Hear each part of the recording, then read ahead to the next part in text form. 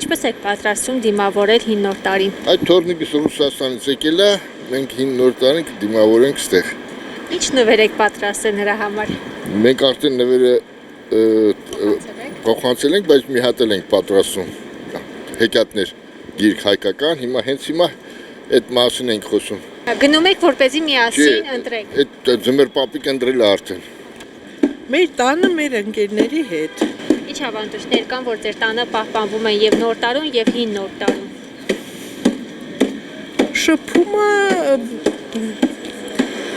մոտիկ մարդկանց հետ։ Եվ ինչ նվեր եք ստացել։ Ես նվեր եմ ստացել աերոգրիչ։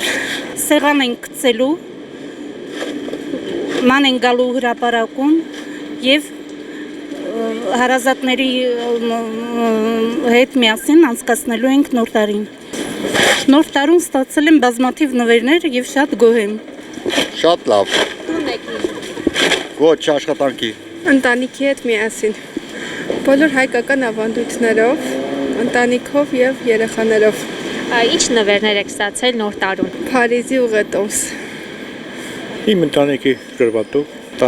ընդհանրապես ասած, որ ասեմ կասեք, նոր տարին մեր նոր տարին չի սա։ Ընդհանրապես պետք է մարտի 1-ին լինի նոր տարին։ Որտեղ կյանքը սկսում է, վերջանում է նորից։ Ճիշտ է, մարտի գարունն է, այդ կյանքը ստեղծում է։ Նոր տարին դա պետք է լինի։ Նոր տարու համար դենք առանձնապես ոչ